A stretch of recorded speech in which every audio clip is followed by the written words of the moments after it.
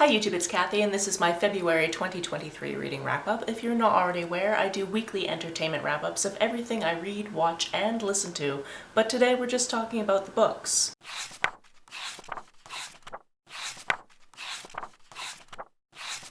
This is also the last time I'm going to be able to film in front of this beautiful mural in the kitchen because I'm leaving the country. Chad and I are flying to Europe on Friday and we're not coming back until the last day of May, so the next time you see this wall will likely be in June or July. We pretty much have our itinerary set, and what's going to happen is we're going to go to England, then Scotland, then the Netherlands, then Germany, then to Czechia, Hungary, and Romania. So if you have any suggestions of things you would like to see in travel vlogs, please let me know and I'll keep them in mind. I'm going to start with the nerdy hardcore stats and charts and then get into what I read. Also, I put chapter markers in all of my videos, so if you need to skip over something or go back to something, you can definitely do that. That's all down below. While you're down below, make sure that you are subscribed because sometimes YouTube just likes to unsubscribe people for no reason. Hit that notification bell if you want to know when I'm going to be updating.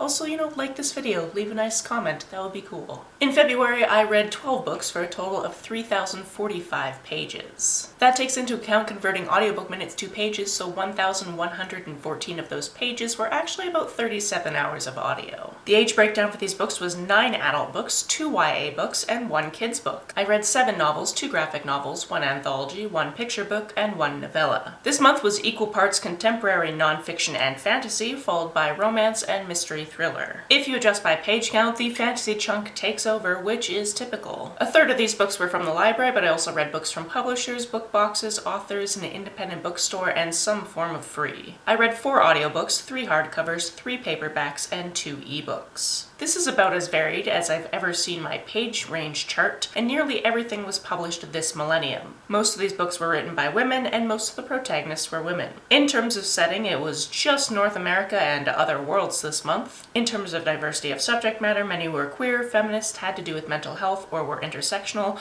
but 2 books had no discernible diversity. In terms of star rating, this month I had 1 2.5 star read, 1 3-star read, 1 3.5 star read, 6 4-star reads, and 3 5-star reads. Let's start with our lowest rated read and work our way up to the highest, shall we? The last video I recorded, everything was blurry the first time around, so I'm really hoping that's not the case now, because I have no way of checking. Similarly, it's always fun to shuffle over so I can put the book on just one side and hope that I'm not, cutting half my face off right now, because I don't have a viewfinder. My 2.5 star book this month was Let Your Lips Twitch. This was a short story anthology, and I just really didn't enjoy my time. The thing is, there's nothing super egregious about this, but it did come with a thin layer of things I just don't really enjoy. So just occasional fat phobia, or occasional heteronormativity, or those types of things. What I really should have done is taken notes to tell you exactly what I didn't like, because basically I just tried to get through it and then come out the other side and basically purge everything from my memory because I knew I wasn't going to give it a high rating. But how about this? I'm gonna go get my phone, I'm going to look at the names of the different short stories, and if there's anything I can remember to tell you, I'll do that. I knew there was a reason I was supposed to bring my phone over here, but I left it over there because I was like, I'm not gonna need my phone. Why would I need my phone? The first one is called A Friend in Need. I think this is the one where it's 2 people being set up on a blind date with each other by their best friends, and this one just seemed like a lot of unnecessary, we're not actually gonna tell you about things and we're just gonna be weird about it and people are lying to each other, and just wasn't my favorite. Shelf Help was where most of the characters were books in a self-help section of a library, which, by the way, there isn't a self-help section in the library if you're going by Dewey Decimal. The self-help would be found in whatever section that topic is. So if you were looking for self-help about money things, it would be in the money things section. If you were looking for self-help about mental issues, it would be in that section. There is no one self-help section in a library. If you're under Dewey Decimal System, rant over. That one was pretty okay. I actually really liked the concept of it. Ooh, Don't Pop Till You Get Enough. That one was fatphobic. Date Night, I don't remember. Moments Cherish, I don't remember. Jeremiah Rabbit was the one where I was just like, I can see that you're trying to be inclusive of other sexualities, but it also just seemed kind of weird and I didn't really like it. Just basically it wasn't for me, and that's fine. On to my 3-star read, that was British Columbiana. This one is about a millennial who goes to work in a small gold rush town in northern British Columbia for a year and her adventures there. This is a memoir, so she is talking about her own experience. And what I liked about this is it definitely had mental health rep. She was definitely going to therapy, which she needed because she has a lot of anxiety. But what this really turned into is her just like telling us about people who actually lived in the town and, to my understanding, giving their actual names. So I just spent a lot of time wondering if the people that were represented in this book are ever going to read it and what they would think of the situation. There was a lot in here that was very relatable, but I kept coming back to that point and just wondering if it was, you know, an okay thing to publish. My 3.5-star read this month was The Jasmine Throne. This I thought I was going to really enjoy, and don't get me wrong, I did enjoy it, but I'm really coming to believe about myself that books that really have to do with the politics of the area they're in are just not really my thing. However, as always for this author, this had beautiful writing, it had interesting characters, it had an interesting plot line. Politics and keeping up with which group of people hates other groups of people and for what reason is just really not my thing. If you don't know about this book, this is a fantasy book set in a world where there is some type of magic, and we're following two different women. One is a princess who is being held captive by her brother because she doesn't want to bend her knee to him being the king, or whatever the equivalent is in this society. And the other woman we're following is a maidservant who is actually working in the place where she's being kept.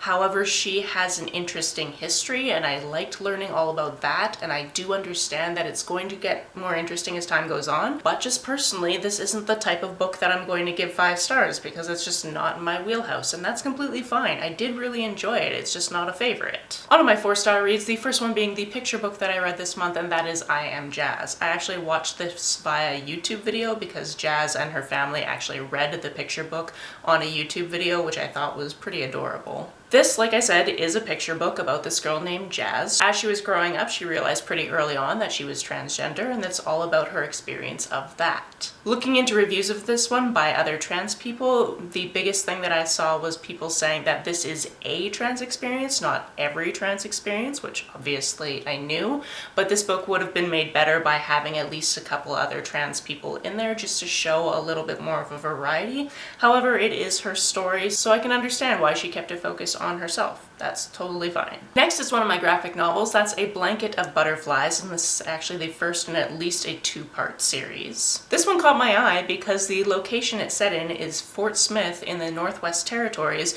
which is a location I visited a few months ago. Chad actually has family there, so last September and October we went up and actually visited Fort Smith as well as Yellowknife. So when I found out this graphic novel was set there, I went, yeah, okay, I need to read that. This graphic novel concerns a man who is coming over from Japan to pick up this suit of armor that has been in the museum in Fort Smith for quite some time, and they don't really know how or why it got there. And when he goes to pick up this armor, he finds out that the sword that goes with it has been taken by somebody else, and he basically has to figure out how to reacquire that. This had a lot of background information both before and after the graphic novel portion, and it taught me some things that I did not know about Canada, such as you can mine uranium in the Northwest Territories, and people did without protection equipment because they didn't really know about the dangers of radiation, and a lot of people ended up with cancer because of that. Additionally, yes, Canada also had Japanese internment camps, and they basically said, you can pack a bag, we're going to keep all of your stuff for you, it's going to be fine. And then after a year, the government actually just sold everybody's stuff, and there was mass deportations. So a lot of things like family heirlooms, like this suit of armor for example, would have just been sold to the highest bidder or basically given away. And then yes, it would be difficult to track down these items later. This one was definitely interesting, and I'm looking forward to trying to see if I can find the second volume. Next we have a memoir called Becoming Shameless. If you enjoyed I'm Glad My Mom Died, this is very similar. In fact, this was written after this author actually read that book, realized some of her own trauma and things that she had already been going through and trying to process, and then wrote her life story. Some of this was very relatable to me, down to the fact that Eden was a theater kid growing up, and then some of this was deeply uncomfortable because her mother was abusive. If you are interested in hard-hitting memoirs, I definitely recommend this one. Next we have The Power of Style. This is a book that I actually saw recommended by Rachel from Reads with Rachel when she was doing her graphic novel recommendations. This isn't a graphic novel, but it has a lot of pictures, so she kind of gave it a an honorable mention. This was really good. This has different sections about different cultures and how they are reclaiming their culture via fashion.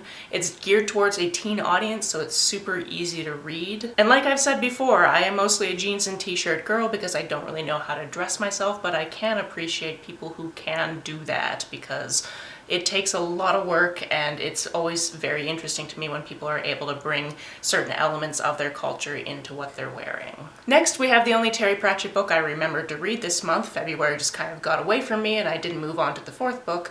That is Equal Rights. This is the third book in the Discworld series as a whole. It is also the first of the Witches books, which is a sub-series within the series. And this was actually a reread for me. I think this was the first Terry Pratchett book I read, besides Good Omens, because that is not part of this series and is also co-authored by Neil Gaiman. In this one, a wizard wanders into the town of Badass knowing that the 8th son of an 8th son is about to be born, which means that he is going to pass over his staff to this child to also become a wizard. However, he doesn't really stay around long enough to find out that the 8th son of the 8th son is actually a daughter. However, the damage is done. The daughter is now a wizard, and nobody really knows what to do with that because girls aren't meant to be wizards. Granny Weatherwax is the local witch and kind of takes her under her care and teaches her some witching things, but it becomes pretty apparent that she has different magic than Granny, and she's going to have to go somewhere else so somebody else can teach her what to do with her magic. This one is fun and delightful, and I'm just excited to read more of the Witches books. Finally on my 4-star list is The Last Party. This is one that takes place in Wales in a place called Cwm Coed, and I only know how to say that because it was written phonetically in the text, so if I've said it wrong, it wasn't written phonetically well enough because it's spelled like this, but it's pronounced like this. Because Welsh, much like Gaelic and Gaelic, is not phonetic to English, and that's perfectly fine. Anyway, this is a small Welsh village, and it's got this lake in the center of it, and on the other side of the lake is technically England.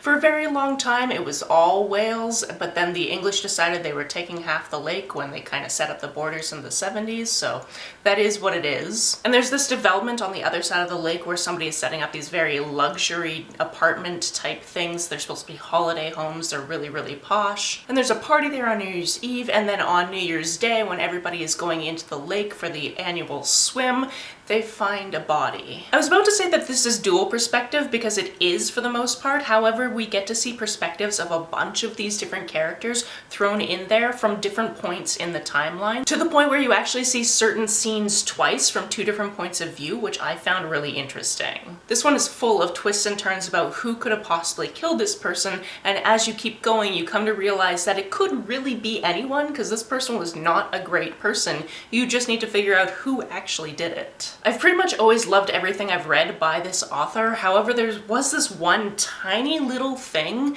that annoyed me and actually caused me to knock off a star from this, and that was a character they were talking about off page who you never actually even see, and she is being misgendered. And I felt like, what is the point of that? Like, you didn't even have to mention this character at all. And if you're going to mention the character, you might as well not misgender her. Would these characters actually do that? Maybe, but also these were the younger, new generation of characters, and I think they would know better. Other than that 2 or 3 paragraphs that really threw me off, I really enjoyed this one. When I posted that I was reading it, a lot of other people said that they really enjoyed it as well, so if you want to talk about this one with me, let me know down in the comments below. On to my 5-star reads, the first one being The Curse of the King. This one has to do with a woman who is a great-great-great-great-great-great-great-great-great-great-granddaughter of the witches who actually cursed Macbeth. It's so weird to say that name. I'm a theater kid, you don't say that. I know I'm not in a theater, but all the world's a stage, so like I usually don't say that name. However, she is in a high school Shakespeare class and she's being forced to audition for this show, and her mom is really mad about it because she is very much in the mindset of, we spit on that man's grave, we are never lifting this curse, whereas her daughter, our protagonist, thinks it's about time to lift that curse. I remember trying to explain this book to somebody just after I'd finished it, and the way I was explaining it made it seem like there are lots of holes and lots of kind of ridiculousness in the story. And sure, you could probably argue that and that'd be fine, but as I was reading it, I was actively enjoying it and not seeing the little holes. I was just seeing these characters coming together and these interesting scenarios and how unfair certain circumstances were, and I ended up enjoying it. Penultimately, we have Kiss Her Once for Me. This is one that takes place in Portland, Oregon, which I was excited to find out because I didn't know where it took place until I started reading it, and I was like, hey, I've actually been there. Oh, Powell's? You're in Powell's? I've definitely been to Powell's. This one starts out in early December of this year, and then we keep seeing flashbacks to what happened on Christmas of last year. Basically, this woman did something completely out of character and fell in love with somebody last Christmas, but then ended up with a broken heart, and she's been pining after her ever since. Now it's a year later, she doesn't have the job that she moved here to do anymore. She's working in a coffee shop, her rent is about to go up, she really needs a promotion, and things are just very, very stressful. Then, the guy that owns the building her coffee shop is in needs a marriage of convenience, and it goes from there. This one had a lot of really fun characters, a lot of really fun reveals, a lot of people just trying to keep it together, and I thought the amount of tropes used in this was just absolutely wonderful. I also really fell in love with some of the side characters. They were just so easy to love. So if you're into romance tropes and you're into cool side characters, this is definitely one to pick up. I'm becoming increasingly concerned that the sun is actually shining on this lens, so let's hope it's not, because I don't want to stop and check. The final book on this list, and the book that I enjoyed the most this month, was another romance, and that is The Bodyguard. This one is about a very small, petite woman who is in fact a personal protection officer. However, as we're meeting her, it's the day after her mother's funeral, so she's obviously not feeling her best. However, she just wants to get back to work because she loves throwing herself into work. It is basically her whole life. But her mom's dying wish was for her to actually take a vacation, so she decides to book a random vacation to a random spot, and now she just has to go get her boyfriend and be like, we're going. However, he works for the same security firm she does, and when she shows up and tries to get him to go on this, she actually finds out a few things at work are going to change a little bit. Flash forward a little bit to her next assignment, because there's lots of things that happen in there that I don't want to spoil for you that are very integral to what's going on, and it turns out she is about to be the primary on a case where they are going to be protecting a movie star who's coming to town.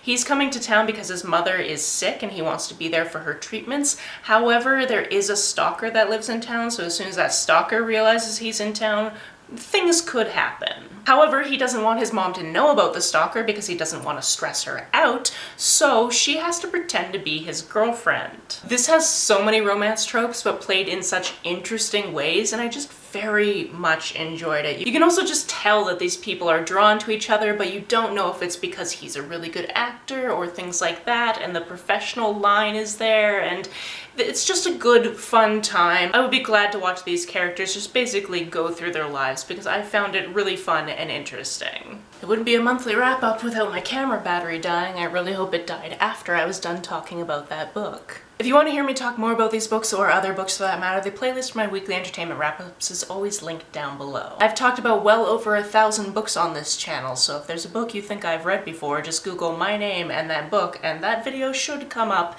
if YouTube is doing its job properly. If you've read any of these, please let me know what you thought about them down in the comments below. On the way down to the comments, if you hit that subscribe button, that would be very nice of you. If you don't feel like leaving a comment but want to make sure that I know you were here, just leave me an emoji or a smiley face if you happen to be on your keyboard.